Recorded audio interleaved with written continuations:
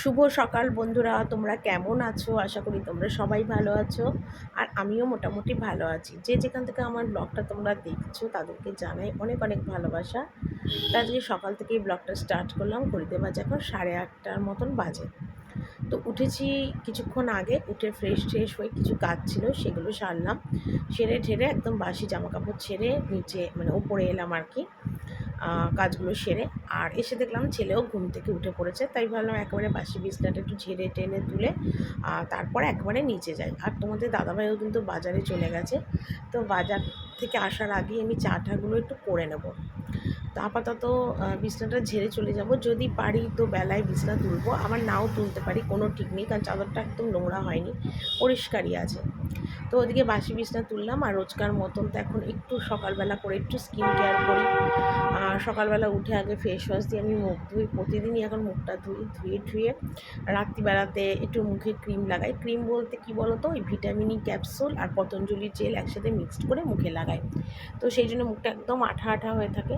তো সেই কারণের জন্য কিন্তু রোজ সকালেই মুখটা আমি একটুখানি ফেস ওয়াশ দিয়ে ধুয়ে তারপর একটা ওই গুড ওয়াইবসের যে ক্রিমটা আমি কিনেছি D10 ডে ক্রিম, সেটাই মুখে এখন লাগাই।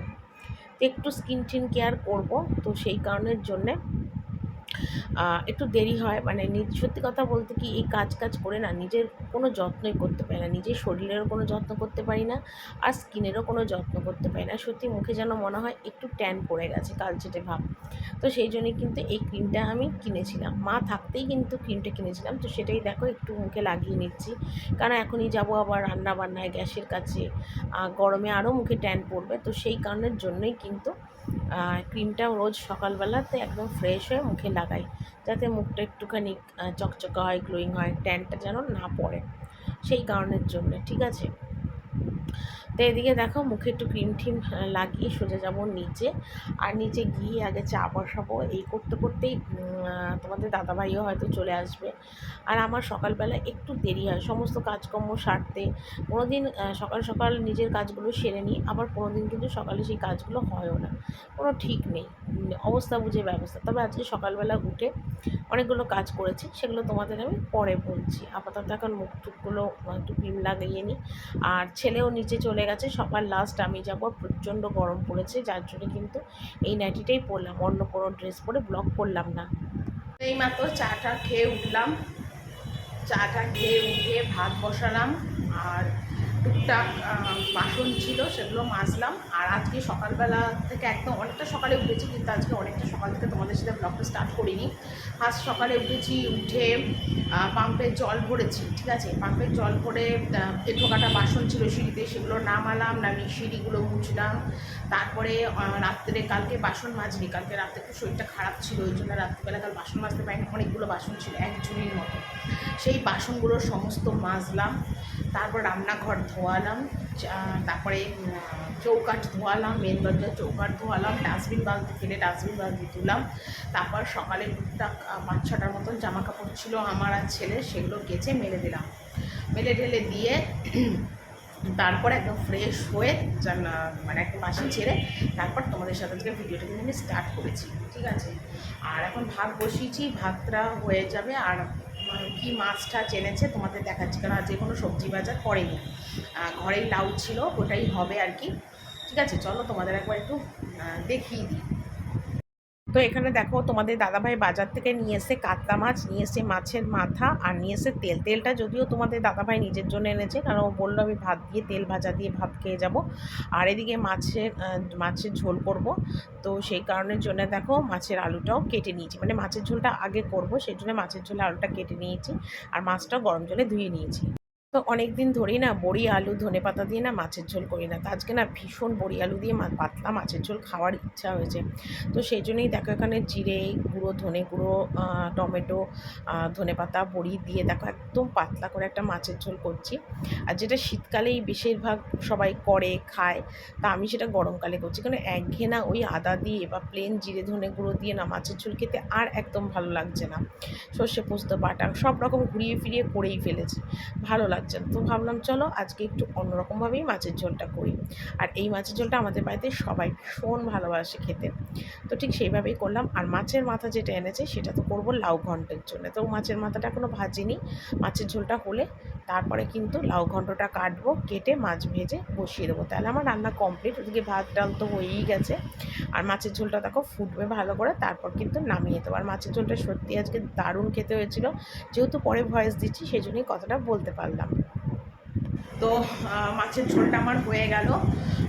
লাউ ঘন্টটা এবার বসাবো, মাছের মাথা দিয়ে লাউ ঘন্ট হবে। আর মাছের ঝোল, ভাত, মাছের তেল ভাজা, এগুলো সব হয়ে গেছে। আর মাছের তেল ভাজা দিয়ে তোমাদের দাদাভাই খেয়ে দোকান চলে গেল। আর লাউ ঘন্টটা এবার বসালে একটু উচ্ছে কেটেছি, ওই যে উচ্ছে কেটে রেখেছি, উচ্ছে জলে ভিজিয়ে রেখেছি, উচ্ছেটা ভাজলে আমার রান্না কমপ্লিট। এবার ছেলেকে ডাকবো, বাবু ঝোল ভাত খাক বা মাছ ডাল দিয়ে খাক, যা খাক।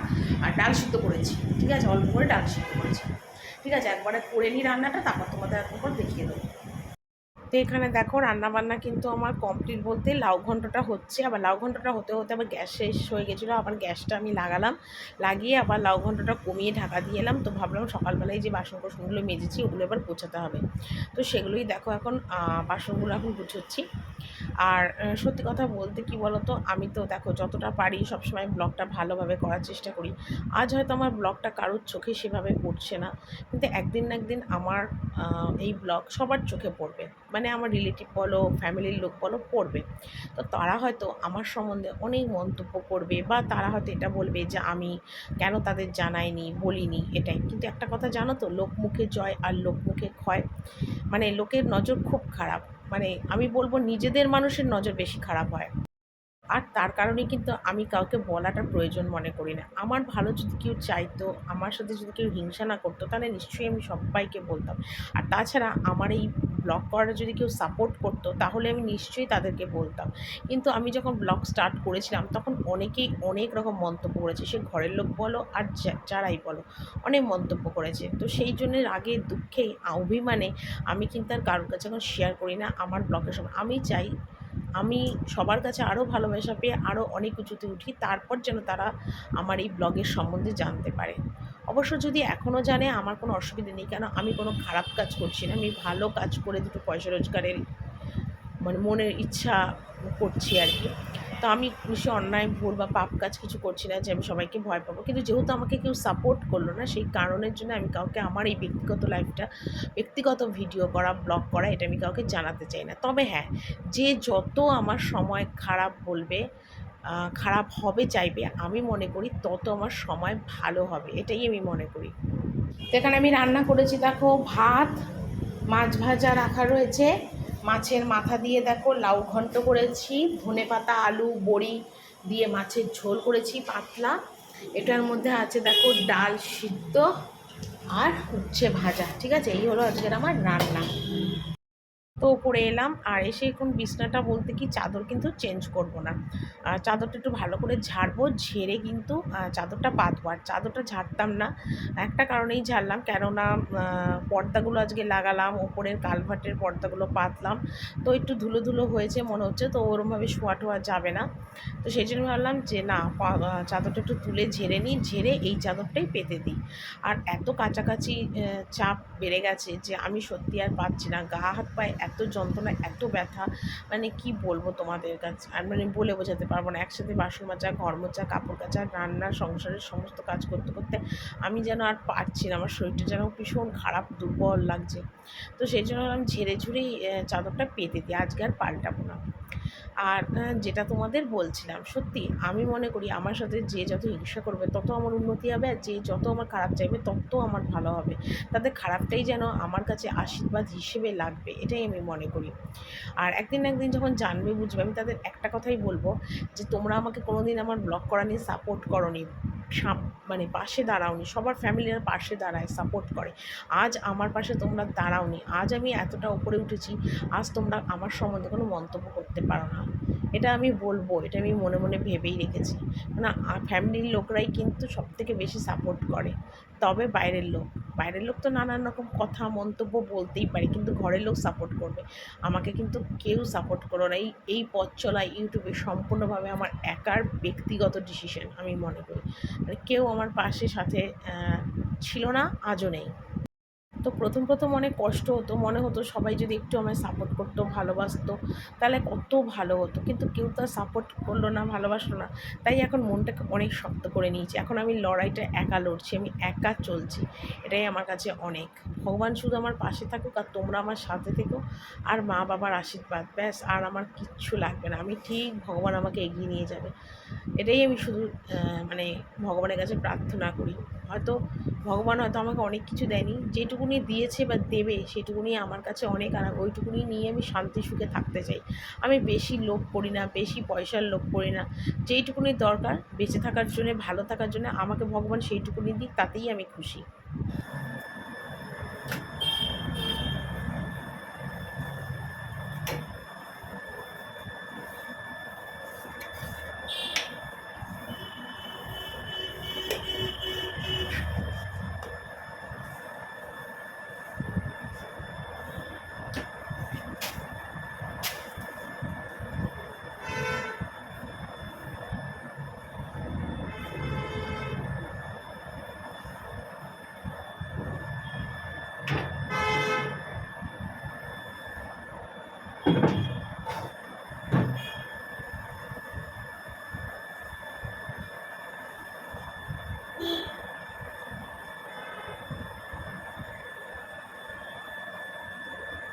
এইমাত্র খেয়ে দিয়ে ঘরে এলাম, তো স্নান করে এসে ফোনটা চার্জে বসালাম। ফোনটা চার্জে বসিয়ে ঘরে একটু শুয়েছিলাম, তারপরেই খেতে গেলাম।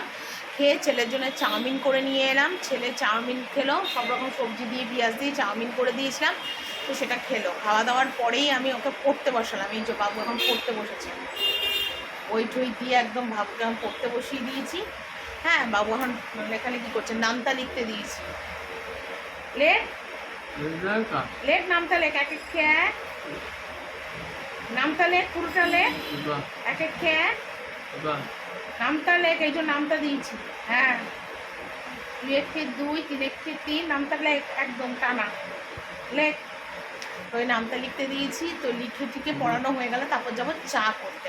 ঠিক আছে, তো ভাবলাম চলো তোমাদের সাথে অনেকক্ষণ কথা বলিনি, ফোনটা এইমাত্র চার্জার থেকে খুলে নিয়ে তোমাদের সাথে কথা বলছি। ঠিক আছে, চলো পরে আবার তোমাদের সাথে কথা বলছি। তো এইমাত্র আমি নিচে এলাম, আর নিচে এসে গরম জল বসালাম ইন্ডাকশন ওভেনে। আর তরকাটা সিদ্ধ বসিয়েছি প্রেসার কুকারে, কারণ আজকে তরকার রুটি হবে। আর ছেলের এই বোতলগুলো সব নিয়ে এসেছি, এই যে বোতলগুলো, এগুলো ছেলের বোতলগুলো মাজবো এখন, মেজে ওয়াশের জল রাখবো। আর টুকিটাকি কটা বাসন ছিল সেগুলোকে এখন মাজলাম। ঠিক আছে, আর আমার নিজের জন্য একটু রূপচর্চা করবে, তাহলে নিচে রাখবো চালের গুঁড়ো, বেসন আর মধু আর লেবুর রস। এটা এখন একটু মুখে লাগাবো, লাগিয়ে তারপর মুখটা ধুয়ে ফেলবো। ঠিক আছে, চলো আর তোমাদের পরে কথা বলি। তো মুখে এখন এটা লাগালাম, লাগিয়ে এখন কিছুক্ষণ রেখে দেবো, এটা শুকোবে, তারপর মুখটা ধুয়ে ফেলবো। আর এটার মধ্যে দিয়েছি চালের গুঁড়ো, বেসন, মধু আর লেবুর রস, পাতি লেবুর রস। ভালো করে স্ক্রাবিং করলাম, মুখটা ভালো করে লাগিয়ে এখন এটা একটু রেখে দেবো, শুকিয়ে গেলে তারপর ধুয়ে ফেলবো। ঠিক আছে, তো চলো আমার এটা লাগানো থাক, ততক্ষণ আমি আমার কাজকর্মগুলো সেরে নিচ্ছি। যাও।